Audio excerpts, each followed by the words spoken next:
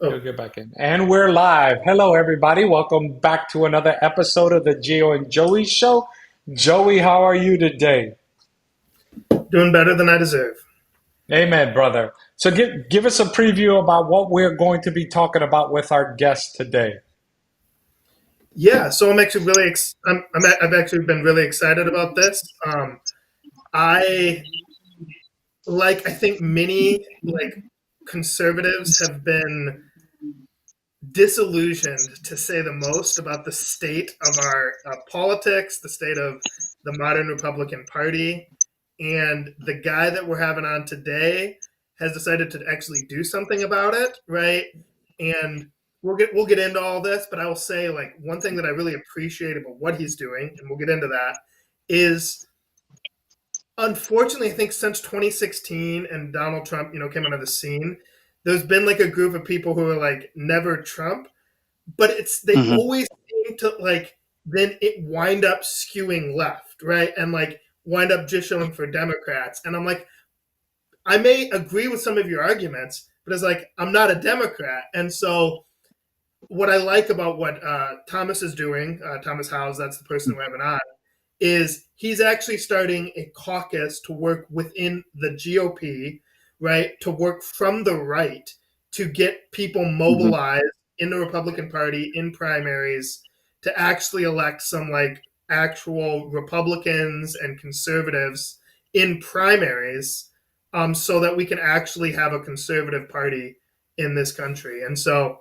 we'll get hmm into some of the Well, details of that, but well, I welcome, Thomas. And was on board. jo- Joey's been looking forward to this. So, how are you doing today, Thomas? Oh, I'm doing well. Thank you for having me on your show.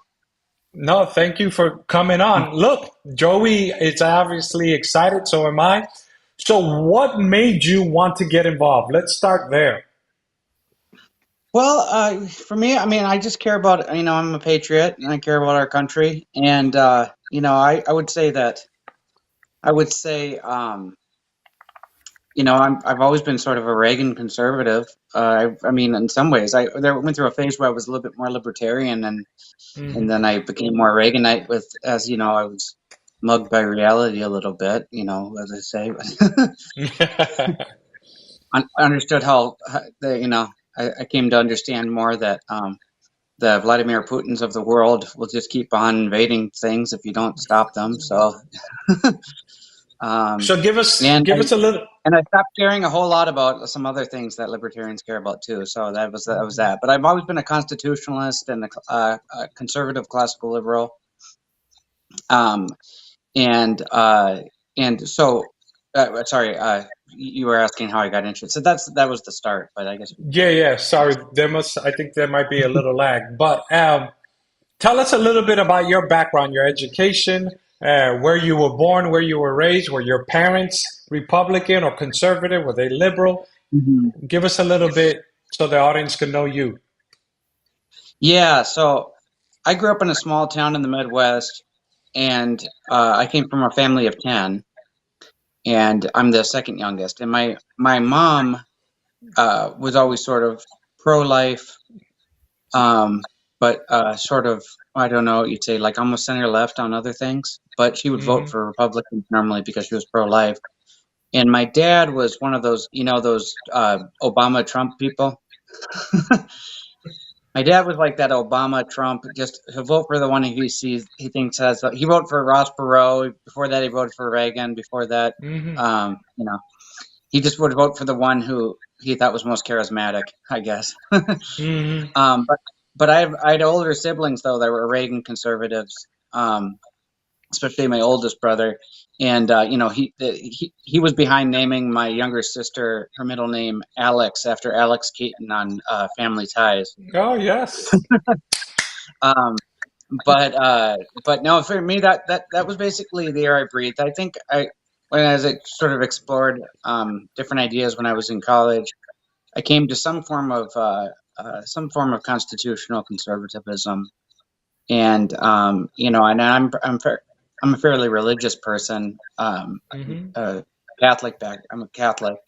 hmm Um, We'll and forgive you for that. Don't worry about Yeah, no, it's okay. but Um, but so I think because of the things that I've focused on about trying to address problems of polarization and radicalism, people think that I must be a moderate or like somebody who Mm, is part Democrat or something, but I'm not really. I'm I'm a conservative, but I'm a centrist in the sense of like as far as my approach to politics. I want mhm, to get along with. I want America to survive, and I want to be able to coexist with all these people I disagree with. Um, mhm, so I believe in norms and reciprocity and civility and pragma, prudent, prudent pragmatism, in the sense of like mhm. you're not violating principles, but you realize that there's only so far you can move from the median voter, and you have to actually to persuade people if you want real progress in politics. Um, but yeah, so yeah, nowadays that they call you a centrist, for that. That's Mhm. just Reagan Republican, though. I mean, Reagan was the same way. He believed in civility, and I mean, look Mhm. how good a relationship he had with some of the Democrats in the House and all of that. And he was funny sometimes. He would poke fun at them, Mhm. but it was all in good fun. There's a reason he won 49 states. People even on the left liked him a lot of times. Yeah, Oh yeah. So I think that's what I miss the most in politics today is we used to be civil. We could yeah, disagree wholeheartedly, but the civility is missing. Joey, you were going to say? Yeah, I was just gonna say Reagan Democrats. That coin didn't get termed for nothing, right? There's, yeah, Mhm. I know, I can think of. There's so many people that were like great in the conservative, like that we think of great in the conservative movement, who their hmm turning point to become Republicans was Reagan and like his Morning in America and optimism. Um, and one thing that kind of bothers me, right, is that now obviously MAGA is associated, like Make America Great Again is associated with Trump, but like that was actually our guy's thing, yeah, right? And Trump kind of stole Mm. it, and so now we can't exactly use it because no one's better at branding than Donald Trump, but yeah. Mhm.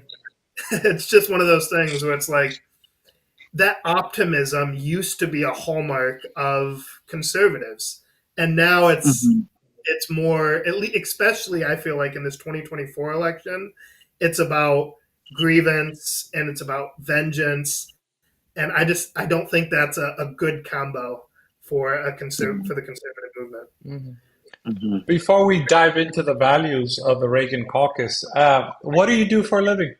Are you a college student? Well, I wear a few hats. Okay. I'm a uh, I contract lecture. I contract every semester as a lecturer at Princeton, dealing with things related to politics and philosophy. Hmm. Um, and there's a research and writing component to that, and I'm working on a couple books right now, Hmm. and um, and then I'm editor of a journal called the Vital Center, which Hmm. has a sort of a left, center. The thing is, the person who made the journal is a little bit more center left, and I'm a little more center right, but we kind of balance each other out. Hmm. But we try. The focus is to like rebuild civility in politics, so that Okay. people on the left and right we can still disagree on policies, but approach it in a more healthy way. So that's why I'm on board with the Vital Center thing, even though Hmm. Arthur Schlesinger was a little more of a Democrat. I'm more of a Sure. Republican. That's Mhm. okay. I mean, if we can't work together, right, how are we going to keep the nation going? And so Yeah, that's what I'm thinking. the ability to work with others, even when, like you say, they lean center left, we still have to hmm be able to deal with these. I'm going to put on the screen some of the values, or the Reagan Caucus values, and let's just talk about a couple of them. Oh, you Um, need the cameras. oh Put yes, cameras in. yeah. Hold on, give me a second. They don't want to see too much of my ugly mug. Yeah, let me fix you there because there you go. We could do that. Yeah, and back up there. Yeah, okay. So elaborate on some of these. I'll let you pick one that jumps out at you that you want to really highlight for our audience. Well, you see, um, this matters to me. These are things that you just would seem like obvious a few years ago, but now you actually have to defend them because of how many radicals there are nowadays. But constitutional democracy, I'm working on a book on constitutional democracy. I'm a big fan of constitutional democracy. Everyone used to be a big fan of constitutional democracy until recently, and then we get all these people who think that Russia and Hungary do things better than us or whatever, and it's just. But constitutional democracy, I mean, there's just if you look Hey, at the whole Thomas, history of the world, give me a you second. look at the whole. Would you happen to have headsets? We're getting a little bit feedback. Oh, I'm sorry. I don't actually. I'm so sorry. I had so many things I had to go to today. Okay. No, don't worry. So let's continue then. It is, yeah. Where's that coming from? There's not a lot of noise in here, so. No, it's your voice it's doing a feedback loop. Here, is this a little better? Yeah, a lot better actually. Okay. So Okay. let's try this. So yeah, so you were talking about constitutional democracy. Go ahead. Yeah.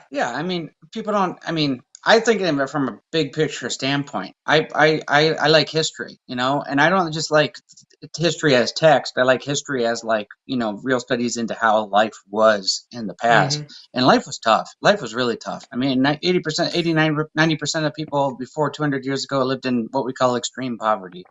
90% were illiterate. Um, uh, the the modern world with a modern state that's restrained by constitutional democracy has been the most successful political arrangement in history, and it's not even close. hmm And America was like ground zero for like the I mean, it was like the sort of model for modern constitutional democracy, and it to this day. And we like to complain, we have this debt issue, we've got issues and social issues or whatever, but we have our own new problems, right? But we've hmm solved a lot of old problems, and I think we should start from a place of gratitude. So I just say the basics there. We have constitutional democracy, limited government, subsidiarity and federalism. That we have a constitution in which the federal government is held to enumerated powers and no more. We leave the rest hmm to the state governments. That's just the way that our constitution was built. The rule of law, not the rule of men. We don't, not a rule by law, that like you have in more authoritarian countries or countries with a strong man. But no, we have a rule of law, right? And I think that the MAGA political establishment is in some sense a threat to that, because they create this power structure where everybody beneath Trump has to kiss his ring and then support everything he does, right? So if he sticks a violent mob on Mike Pence and tries to get him to overturn an election, they say, oh, well, we can't impeach him. You know what? He can do whatever he wants. We can't impeach him because they have this power structure. And to me, that's harmful to the rule of law.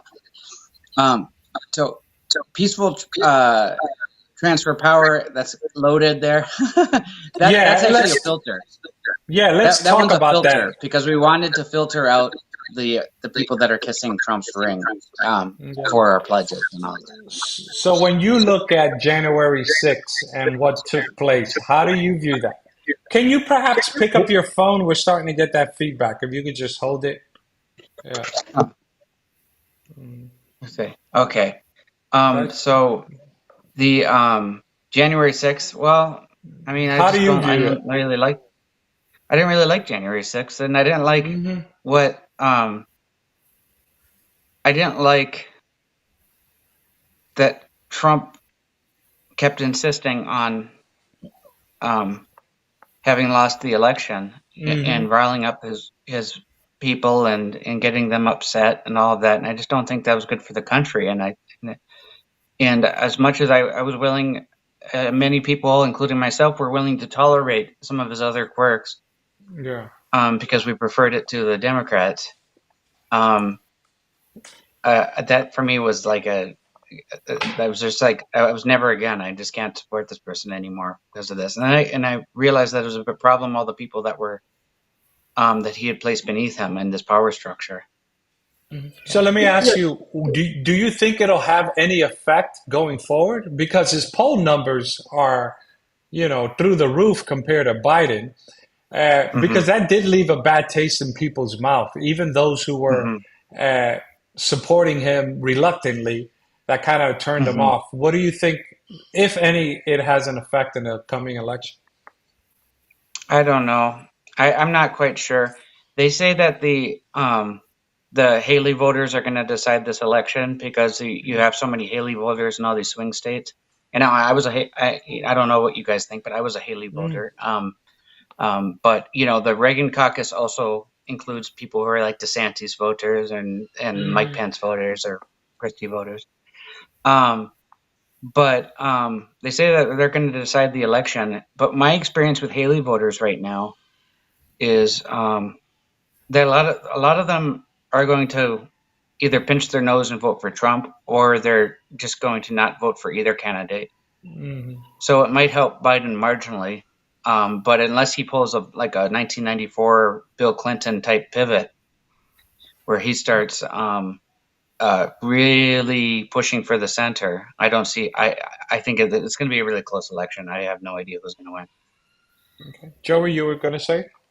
yeah. So on the peaceful transfer and on Trump's breaking of norms, how do you explain? And like this, I guess this is the $1,000,000 question. Maybe I'm asking you to see into souls in a way that no one can. But growing up, some of the people that I always really liked, people like Mike Lee, people even like Rand Paul, Hmm. I think he's kind of kooky on foreign policy, right? I've always kind of Hmm. liked him, right? And these Me people too. I who was the always same way.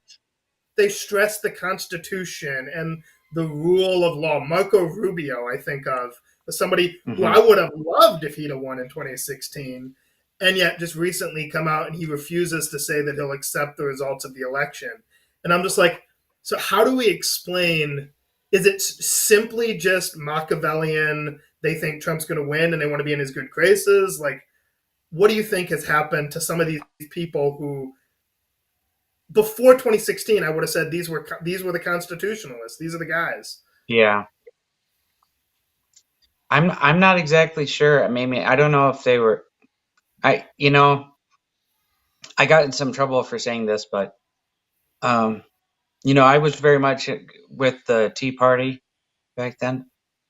Mm, Um, but I wonder if there wasn't a divide already in the Tea Party, between the people who were patriots and just wanted to America to go back to its roots and go back to the Constitution, and then some people who were more resentful of the people in charge than they really cared about what the principles, right? And definitely seems like some of those people right now view the people in charge, whether it's the Democrats or mhm, the administrative state or the um, academia or all these like elite institutions. They resent them so much that it seems like they almost view like the enemy of their enemy is their friend, and so like mhm, that. I don't know. So they can rally behind Trump because yeah, Trump would whatever, but at least he fights against these guys, right? mhm, Or they're even do it with Putin sometimes, or they're doing it with Viktor Orban in Hungary, because they say these are the mhm. enemies of our enemies. So and that's I don't know. I don't think that's the right attitude. Yeah, and it's like it's the allure of power, right, for power's sake, Hmm. right? In other words, I think it goes to the first Reagan Caucus value, right, which is why I think it's so important, right, is a commitment to constitutional democracy, right? Because it's like Yeah. on a lot of the, I am a social conservative, right? I think like Hmm. I agree. Like when I hear like the kind of more culture war people, like I would agree with them on most of the issues. But I guess Yeah. where I disagree from say a Christian nationalist on the Protestant side, that's Gio and I's world, or the integralists on the Catholic side is like while I hold those issues, like I may agree with the social conservatives, I am one. Hmm. I'm also committed to arguing for those within the realm of democracy, right? Convincing my Yeah. fellow Americans, Hmm. which sometimes that means we're not going to get our way, but I think Yeah. that the system is a guarantee of our freedoms. And I guess so. I don't know. That's just me trying to explain it. Is maybe they've decided that power to get what we want is more important than the system Hmm. itself. Mm-hmm. Yeah, and it's self-defeating too, because think if we just had normal, if we could just nominate normal people to be Republicans, they could do so much winning. Mm-hmm. I mean, What do you America think would just be of like, Senator Mehmet Oz though? He's there, isn't he? what's that? Senator Mehmet Oz though, he's in the Senate right now, isn't he? I was making a Who, joke. who, Senator oh, Mehmet oh, Oz. oh, oh, yeah, yeah, yeah. Um, But I'm just saying, like, I mean, just think about it. I mean, like, I feel like if Haley would have been nominated, she probably would have won like 40 states or something like that. Because the general electorate is pretty center right now. mhm. Um, really is, and that's why the Haley voters are going to decide this election. So why not just put somebody who's a little more attractive to that, and then you could have a lot of social wins. Then Mhm. you might get somebody in there who could make some real dent on it. Reform the. I mean, I don't like the Department of Education, but realistically reform it so we're not subsidizing so many of these things that are opposed to our beliefs on social matters. And I think there would be a lot of support for that, given especially what's happened since October 7th.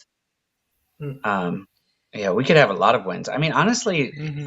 I talk to I have a lot of people I talk to who are center left because of just the nature of what I do. I'm center right. I get Mhm. along with all these people who are center Yeah. left, disagree on a bunch of things, but they feel more comfortable with me than the left, like the far left. Yeah, because the They're far so left, alienated from the far left. yeah, the far left is crazy. That's why. Uh, Yeah, no, I know. Yeah. But uh, the Yeah, far it's like, right yeah, I is disagree with you on basically X, Y, and Z, but at least you're like not crazy. That's the yeah. thing. So, how long you're the founder of the Reagan Caucus? How long has it been thriving? And what's your main objection I'm not objection, your main objective between now and the election?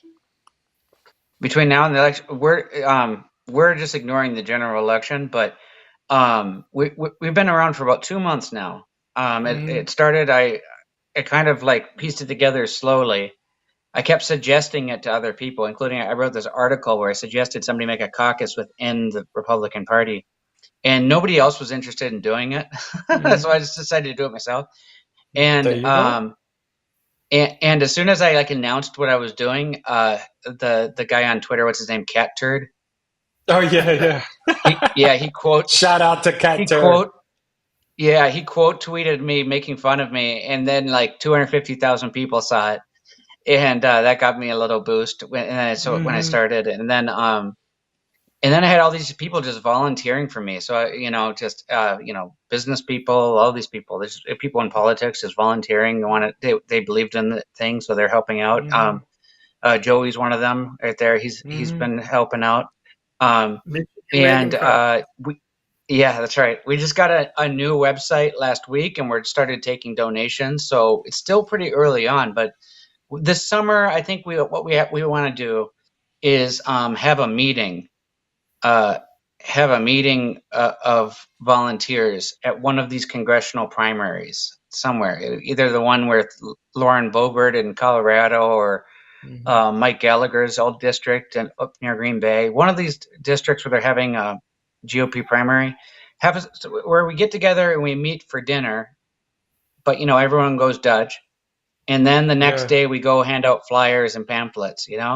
And I think that might draw some good attention to what we're trying to do. We might gain some people on pledgers, and it kind of will help solidify our volunteers that we're not giving up on this. We're going to keep going forward and keep building the pledge list, and so that hopefully by the time we get to 2026 we have enough people pledging that we can make a dent on some of these primaries. All right, Yeah, real let me quick. read the Could you? vision statement. Let me read the Yes. vision statement, Joey, and then I'll let you jump in. So if you visit his website, here it is. It's up there, reagancaucus.org.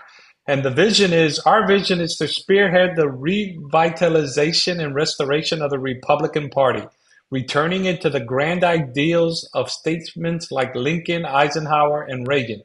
We aim to rekindle the spirit of true conservatism, rooted in integrity, pragmatism, and dedication to the well-being of all Americans. What do you say to somebody who says, I don't believe you because of the divide?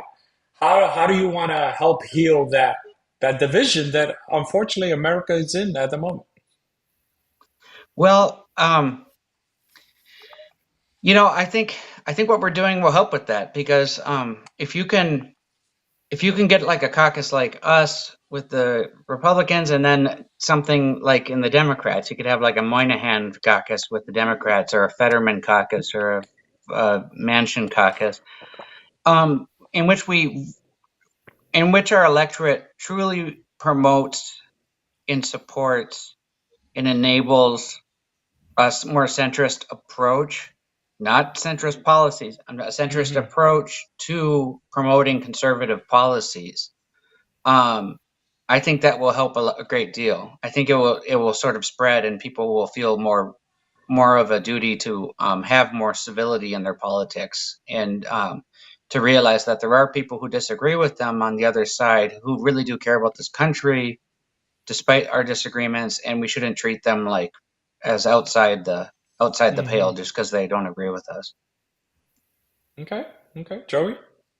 Yeah, so I was just gonna want. It's like, I think your tactical plan is really good. Could you just explain that numbers wise about the amount of people that aren't currently voting in our primaries and what the goal is by 2026? Yeah, well, we want to like take a dent. We want to make a dent anyways. But what we need, not just us, but what we need is, what is it? 30 million people vote in primaries right now. Of the ones that have voted so far, I think, what is it, like 5 million for Haley and 18 million for Trump, or something along those lines. So, I mean, you're going to need 15 million people, good people, showing up at primaries, another 15 million. Now, you don't even need to get all 15 million of those, but that's just where we're starting, right? With the consideration. If you got a few more million just to make some of the races more competitive, then it will have a sort of an effect of people will see a more competitive, closer race, and then they're going to show up. So then you get sort of a multiplication effect there, because if you make it just make some of the races more competitive, then more people will show up, because they see, oh, this is competitive, then I might as well show up, right? A lot of people just stayed home with the Haley thing because they just didn't think she had a chance, so they just stayed home or whatever. Trump is going to win this thing. Who are we kidding, right? Also, if you build up the reasonable caucus, right? If you build it up, it makes people feel less ashamed to say they're voting in a Republican caucus, because then it gives them permission. They'll be like, well, no, I'm not one of those. I'm not one of those Republicans. I'm one of the good ones, right? So it sort of makes them feel more comfortable doing it, right? But okay, so we need a few million, though. We need a few million. Hopefully we can make a dent in that. You also, when Trump leaves, I'm guessing his electorate's going to divide and reduce, right? Some of his people are going to be voting for J.D. Vance. Some of them are going to go over to DeSantis. So it's not going to be all Trump. Trump's people are not going to stay there as a mega block, I don't think, forever. I think some of them are going to go to people that are a little bit more reasonable. And some of them are just going to go home. Like, a lot of these people, they just weren't really voting in primaries before Trump, and then it becomes a sort of like cult of celebrity, right? So I think you're not going to need all the numbers that I said, like the 15 million or whatever. But you're going to need a few million at least.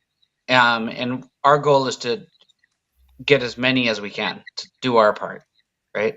And if you can start winning some small elections, get people noticing you, or some like close congressional elections like 2026 or Senate, we can build off of that too, so that when 2028 comes, you're in much better shape where you can actually, if there's a close primary, you might be able to flip it, right?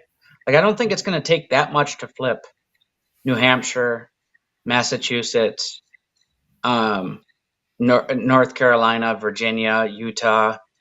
There are a few of these states where you could flip them pretty quickly, right? So then it's just like, okay, you get one down, you move to the other. So I think, and also, like, if somebody like Haley or Pence or something, right, wins New Hampshire, right, or she's close in Iowa, wins New Hampshire, wins South Carolina, then the ball can get rolling too. People will take it seriously, and then they're gonna show up, or and you see that people will, if they think there's a chance, right? Because there's so many people out there that don't want either Biden or Trump. If they think there's a chance that somebody with some charisma, who's a good candidate, can win, then they'll show up, right? If you got somebody with the charisma of Reagan again, oh man, I think they could do it. I really think they could do it. But what we're trying to do is to do our part, and I don't think we should wait till 2028. That's just crazy, man.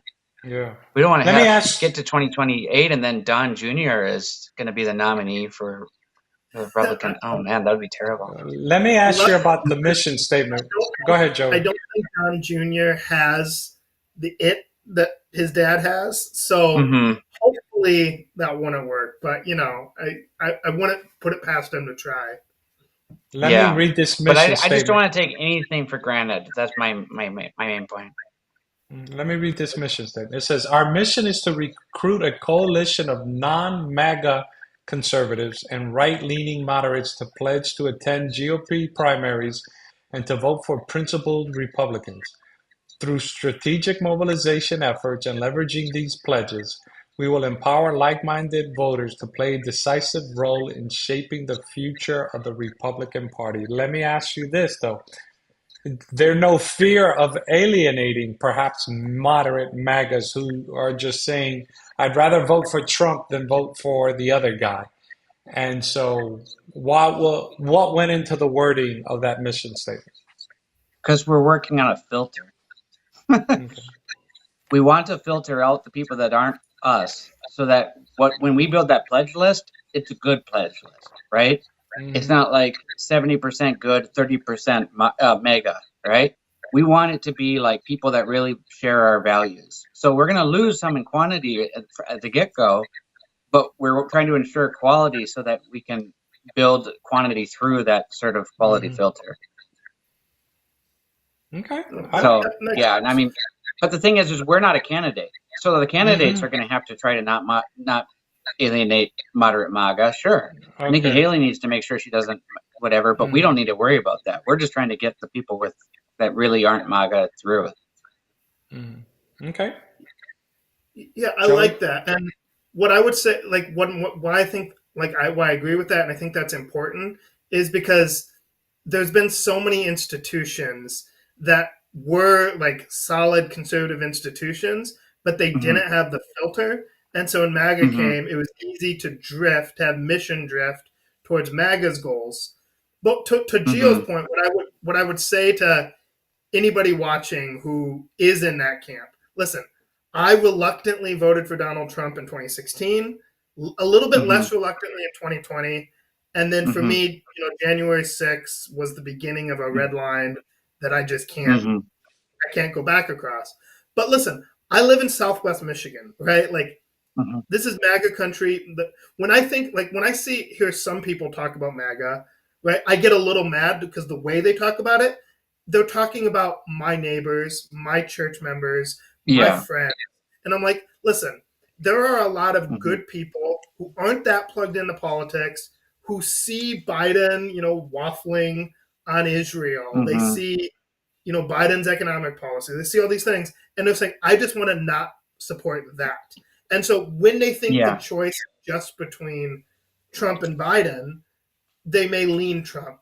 But what you guys are doing, right, is providing another option that's not Biden, it's not left, but it's also MAGA. And so I think that will then give those voters at least another option, so they can be like, wait a minute, maybe this isn't what I want. So I like that. Yeah, I mean, I have no issue with MAGA people, although the ones online are really nasty. But like my dad's kind of an enthusiastic Trump guy, and I just yeah, sure, whatever. I don't care. It's like I don't make politics personal. Um, I'm more concerned about the structure of ring kissing and all that we just don't promote that, Yeah.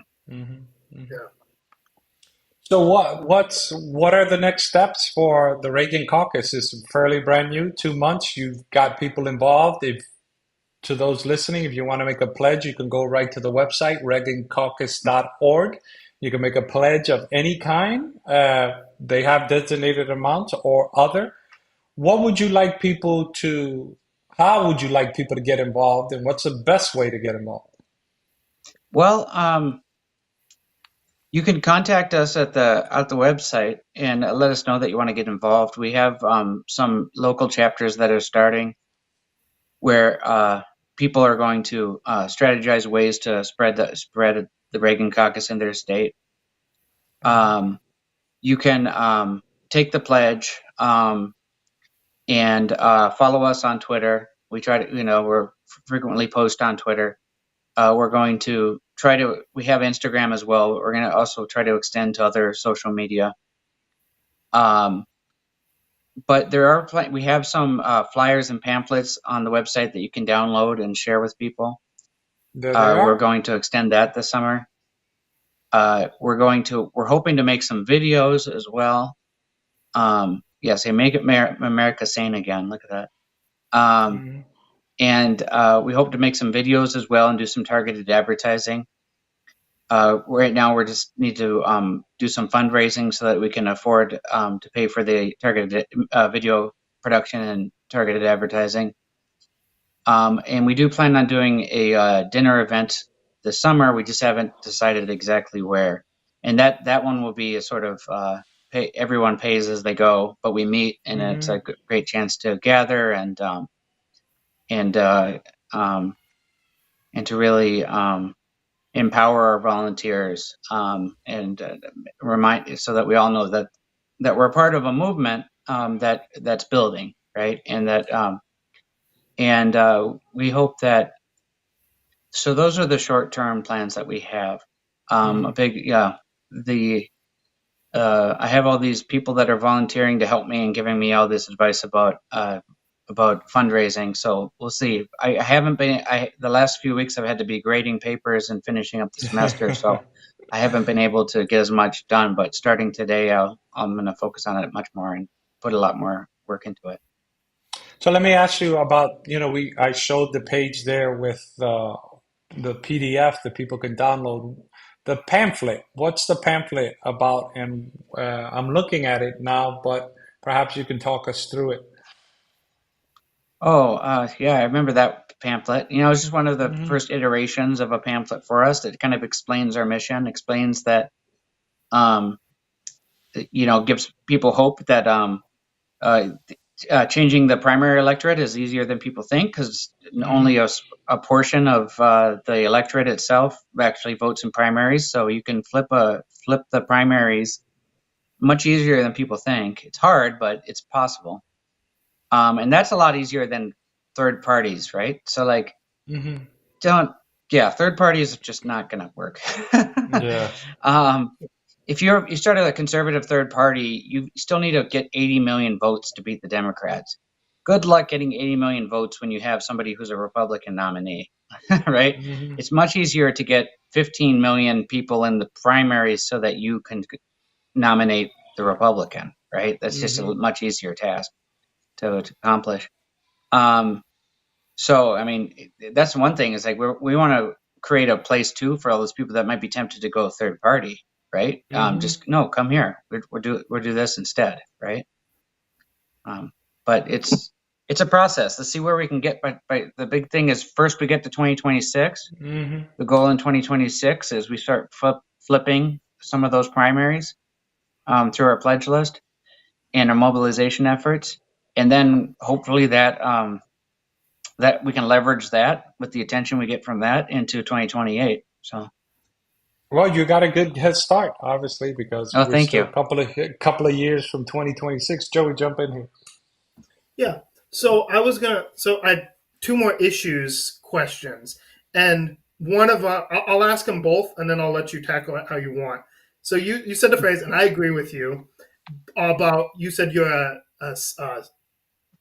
classical liberal conservative, right? Mm-hmm. And unfortunately, in our modern dialogue, right, we've kind of started to associate the word liberal with Mm-hmm. left or liberal with progressive, Yeah. wrongfully, right? Not in a Lockean sense. So, what you mean? Explain that to our audience. What you mean by that, and then Mm-hmm. also on it was towards one of the last items on the Reagan Caucus values, but you were talking about standing with our allies and standing for American leadership in the world. And that Mm-hmm. seems to be one of the areas where the Republican Party has shifted the most since Mm-hmm. 2016. Um, and if you could maybe think why you think that happened, and then how we Mm. can make a positive case as conservatives for being the leader of the free world. Yeah. I mean, certainly the interventions in Iraq and Afghanistan were very unpopular. And I actually, I know people who join the Reagan Caucus are divided on this, right? Because we get neoconservatives and we get Reagan conservatives and we get all these different types of conservatives. Um, but for some reason, opposition to Iraq and Afghanistan became an ideology. It's like, it's instead of just being like, these were imprudent, right? We shouldn't have done these. It becomes, oh, we should just not be involved in anything ever Hmm. outside of the United States. So, uh, oh, this sounds like Iraq that we're giving arms to Ukraine. It's like, yeah, it's nothing like Iraq. I don't know why that. I mean, we're not no boots on the ground or anything. It's just 5% of our defense budget, and I mean it. Um, so that was probably part of some of the Tea Party a little bit, not all of the Tea Party, but some of the more libertarian side of it, like people like Rand Paul and Mike Lee. Um, but yeah, so maybe I think it maybe just was sort of a overreaction to Iraq and Afghanistan that people embraced isolationism, you know. Now, I would say that those two wars, though, are different, though, in a sense that, like Iraq, we Hmm. went in there because of bad information. I think, right? Yeah. I used to support the Iraq War, but I think basically we went in there based on bad information. When it comes to Afghanistan, they did shelter Al Qaeda, who attacked us, That's and so I true. think it was much more of a justifiable war. And I Yeah. actually think we were successful until we gave it up. Hmm. But that's not the subject of this. Yeah, yeah. But No, I was I actually guess just trying to be neutral on that because I realized people disagree on the prudence of those wars. But yeah. So how do we make the case then to people who are skeptical, they're war fatigue or whatever, that this is in America's interest to be the leader of the free world? well, I think a lot of it comes down to there's a lot of misinformation out there about, for instance, what Vladimir Putin's agenda is. Um, no, Vladimir Putin would not just leave everybody alone if we didn't have NATO, right? NATO's one of the reasons he hasn't invaded more, right? He has an expansion. He said it himself in a lot of his speeches, that he wishes that Russia would go back to the older borders when they had with the Soviet Union. Um, he really believes that. I mean, even in that Tucker Carlson interview, he Hmm. was basically saying that Tucker Carlson was trying to throw him softballs and get him to say like, "Oh, we're only reaction to NATO. We're only reacting to NATO expansion," and he didn't say that. You know, he said that, "Oh, these are really parts of Russia, and we're trying to take them back, right?" And these countries that he's trying to take back don't feel that way. You know, Hmm. Ukraine doesn't feel that way. These the other states or whatever do not feel that way. Um, and we, if we don't, Ukraine has a chance to, now Ukraine could just get decimated, right? If they want to negotiate peace, that's probably good, right? But if you want to negotiate peace, you need to come from a place of strength, right? So there's a reason that Putin didn't want them to get U.S. arms and support from Western Europe, because he wanted to weaken Ukraine, right? The best thing we can do for Ukraine is strengthen them, right? Then they have more leverage. Then they can do more to put a stop to this without harm to themselves or further losing their country. I just haven't, and that's only 5% of our defense budget. I mean, think about the waste that goes into government. Like, that seems like a pretty good deal. Like 5% of our defense budget. If we're gonna protect a country, keep Russia further away from us and our allies, by protecting this other country, that's a pretty good use of that money, I think. And I mean, honestly, and to be honest, I like you. I mean, I know Ukraine's not perfect, but I'm rooting for them to still keep their own country and not be run by Russia. But constitutionally, yeah, sure, we should probably make it the argument in terms of how it affects us. Because if you look closely at what the justification for war powers and all that, but it does help us. It does help us to keep Vladimir Putin, teach him a lesson that he can't just go and invade great countries, including our allies. What do you tell people though who like Joey alluded to, just have war fatigue and they hear these astronomical numbers, 14 billion here, 21 billion there, all Oh, this. I know you say it's only 5% of the defense budget, but to the mom and yeah. pop who are struggling to make ends meet, who see inflation go up and Hmm. groceries going up, how do you tell them? Well, How do I you mean, try to convince them? it's just, I mean, like I said, I mean, it's pennies on what the government spends. Like that we have a real thing. I mean, we need to cut spending, but that's just not. I mean, we probably do need a strong defense budget. I mean, we're the most important country in the world when it comes to protecting borders and keeping everyone safe from the threat of some of these imperialist countries like China and Russia. We're safer with a strong defense. Our allies are safer with a strong defense.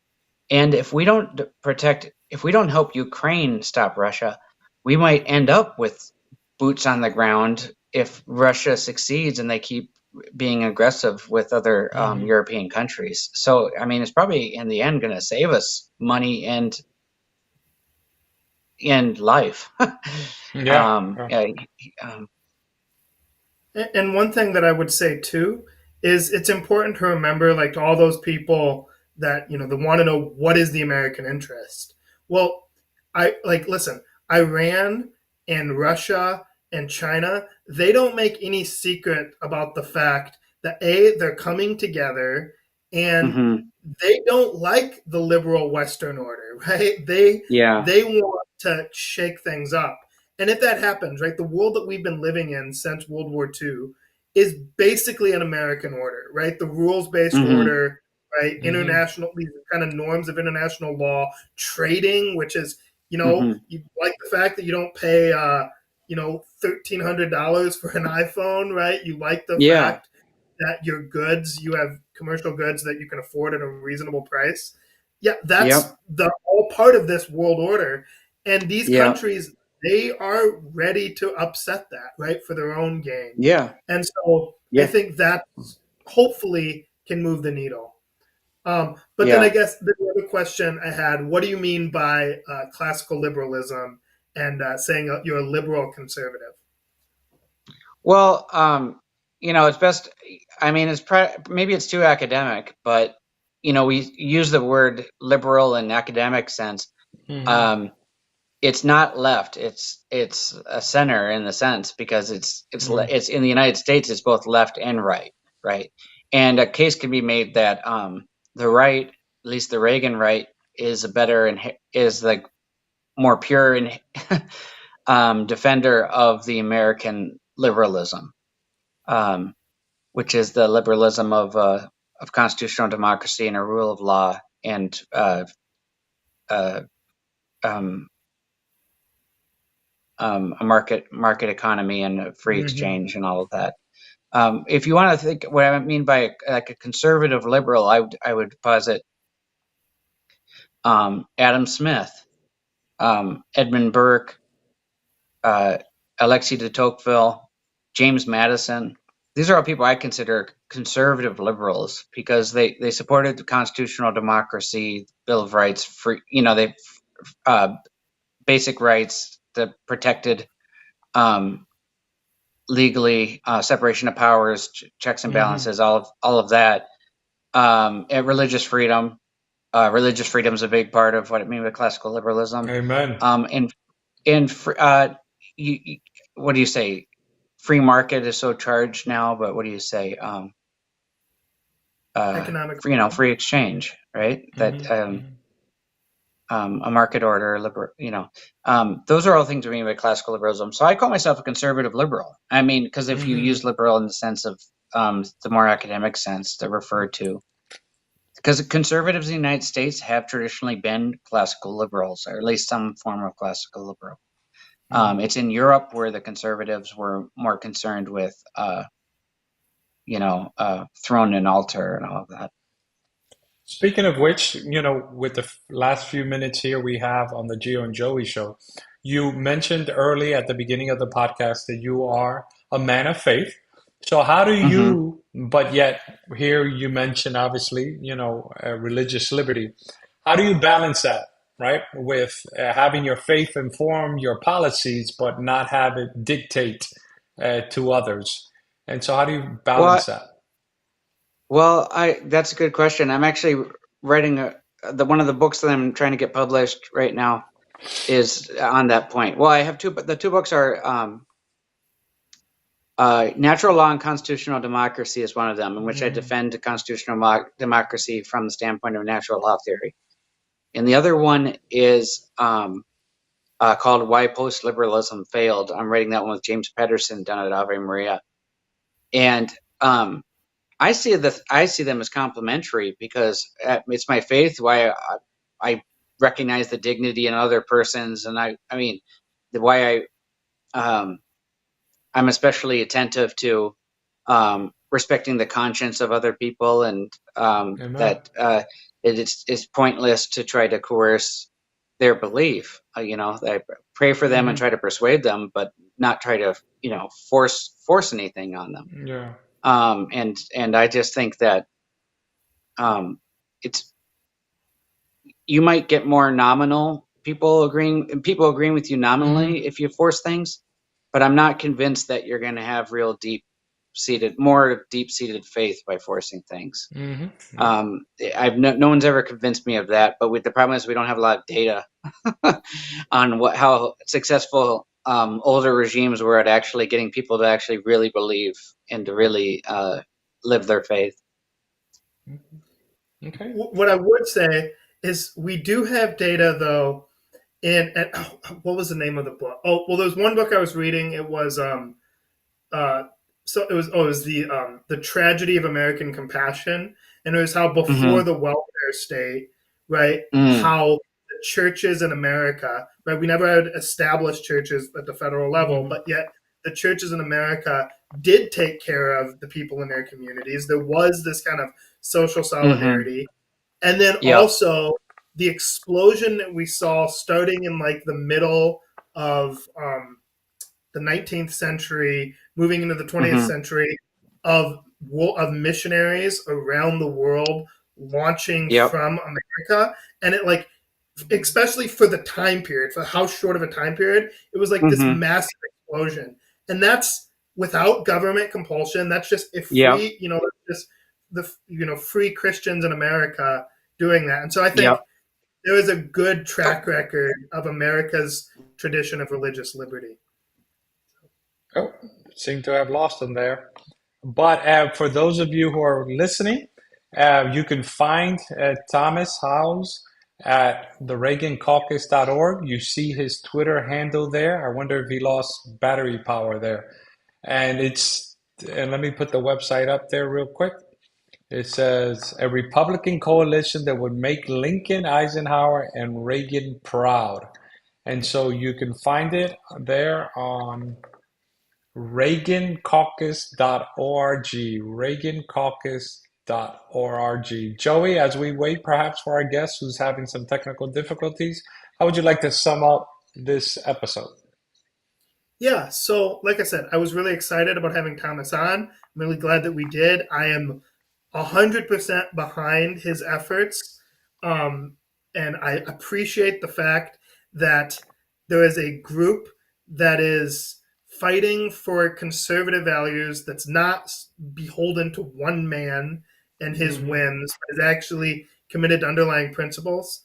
And I would encourage everyone that is so inclined to go check out the Reagan Caucus website, donate if you can, but more than that, recommit yourself to the American experiment, to this unique thing, this republic, right? This one thing that my professor said is like this is the first place where religious liberty was not simply a matter of mere toleration, but was viewed as a fundamental human right, right? Like the Hmm. American experiment and the principles that undergird it are important and they're worth defending. And Thomas is a powerful voice in that fight, and I would encourage everyone to make sure they're going and following him. Okay, until next time on the Gio and Joey Show, we apologize. Our guests had technical difficulties there at the end, but we'll make sure Joey sends our regards. Until next time on the Gio and Joey Show, God bless and have a wonderful night.